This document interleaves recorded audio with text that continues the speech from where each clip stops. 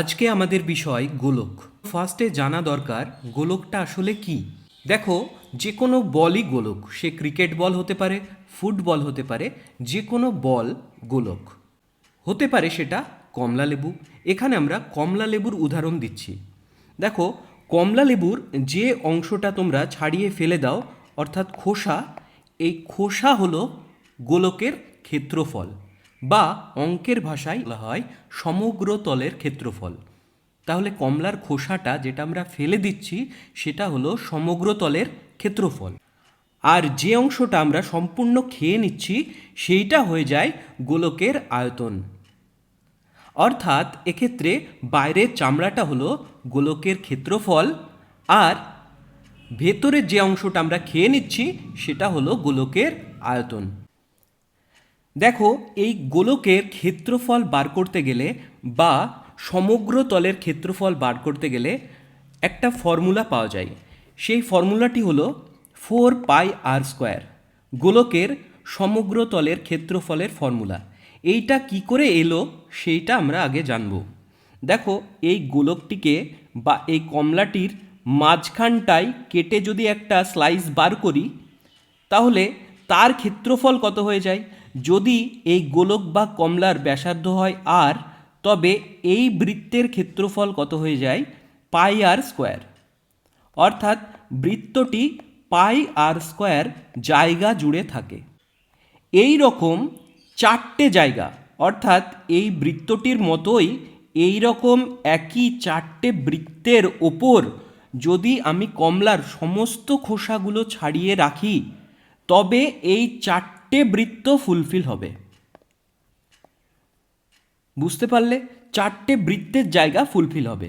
তাহলে এক একটা বৃত্তের ক্ষেত্রফল কত? এক একটা বৃত্তের ক্ষেত্রফল আমরা জানলাম πr², কারণ বৃত্তের ক্ষেত্রফল কি হয়?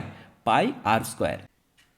তাহলে একটা বৃত্তের ক্ষেত্রফল πr², চারটে বৃত্তের ক্ষেত্রফল কত হবে? 4πr²। কত হবে? 4πr²। বুঝতে পারলে? তাহলে 4πr² মানে কত? এই 4πr² জায়গার ভেতরে কমলার সমস্ত খোসা বার করে রাখা যাবে। তার মানেই হলো এইটা হয়ে যায় সমগ্র তলের ক্ষেত্রফল। সমগ্র তলের ক্ষেত্রফল অর্থাৎ সমস্ত খোসাগুলো যতটা জায়গার উপরে আছে। কতটা জায়গার উপরে আছে? এখনই আমরা পেলাম 4πr² জায়গার উপরে আছে। আর ক্ষেত্রফলের এককটা কি হয়? ক্ষেত্রফলের একক হয় বর্গ একক। বর্গ একক, এটাও তোমাকে মনে রাখতে হবে। তাহলে বুঝতে পারলে গোলকের সমগ্র তলের ক্ষেত্রফল কত? 4πr² বর্গ একক। দেখো, এবারে আমরা জানব গোলকের আয়তন কি। এই যে কমলার ভেতরের অংশ যেটা আমরা খেয়ে নিচ্ছি সেটাকেই তো আমরা একটু আগে বললাম আয়তন। তাহলে এই কমলাটি, যদি এই গোলকটিকে আমরা অসংখ্য শঙ্কুর জোট রূপে কল্পনা করি, আর সেটি বুঝতে হলে তুমি এখানে দেখো, এই শঙ্কুগুলোর নিচের অংশটা যদি কমলা লেবুর কেন্দ্রে থাকে, এইভাবে শঙ্কুগুলোকে যদি কল্পনা করি, বুঝতে পেরেছ? এই যে এই শঙ্কুগুলোকে যদি এই রকমভাবে চিত্রের মতো কল্পনা করি, তাহলে এই সমস্ত শঙ্কুগুলো দিয়ে একটা কমলা তৈরি হচ্ছে। ঠিক সমস্ত শঙ্কুগুলো দিয়ে একটা কমলা তৈরি হচ্ছে। এখান থেকে যদি আমি একটা শঙ্কুর আয়তন বার করি, তাহলে কি আসে? শঙ্কুর আয়তন আমরা জানি কি 1/3 πr²h। এখানে একটা জিনিস লক্ষণীয়, πr² বলতে কোনটা বোঝায়? πr² বলতে এইটুকু জায়গা বোঝায়। তার মানে শঙ্কুর এই উপরিতল যেটা সমতল রয়েছে সেইটুকু জায়গা বোঝাচ্ছে। আর এর πr² প্রত্যেকের ক্ষেত্রে আলাদা আলাদা। দেখো, এই শঙ্কুটা একটু মোটা শঙ্কু, এই পাশেরটা একটু চিকন শঙ্কু। অর্থাৎ এই যে জায়গাটা, এই জায়গাগুলো সবার আলাদা আলাদা। তাই আমরা কি করব? এই πr² আর যেহেতু সবার আলাদা আলাদা, তাই একটা শঙ্কুর ক্ষেত্রে তো এই ফর্মুলাই প্রযোজ্য হবে, কিন্তু কমলা লেবুতে এইরকম কল্পনা করেছি কতগুলো শঙ্কু আছে, অসংখ্য শঙ্কু রয়েছে, যেটা মিলিয়ে গোলকটা তৈরি হয়েছে। আর প্রত্যেকের কি পাই আর স্কোয়ারটা আলাদা আলাদা এখন বললাম। তাহলে সবার পাই আর স্কোয়ার আলাদা। ধরো কোনো শঙ্কুর পাই আর ওয়ান স্কোয়ার একটা ভ্যালু, পরেরটির pi r two square, pi r three square, pi r four square, dot dot dot dot pi r n square. মানে সমস্ত শঙ্কুর উপরিতলটা আমাদের যোগ করা হয়ে গেল। সমস্ত শঙ্কুর যদি তুমি উপরিতল যোগ করো আর এটা 3D ডায়াগ্রাম হিসেবে ভাবো, তাহলে দেখো বাইরের পুরো স্কিনটা চলে আসছে। ঠিক কি ঠিক না বলো? এরকমভাবে শঙ্কুগুলো তো লেগে আছে সেন্টার অবধি, তাহলে সমস্ত জায়গাটা কভার হয়ে যাচ্ছে।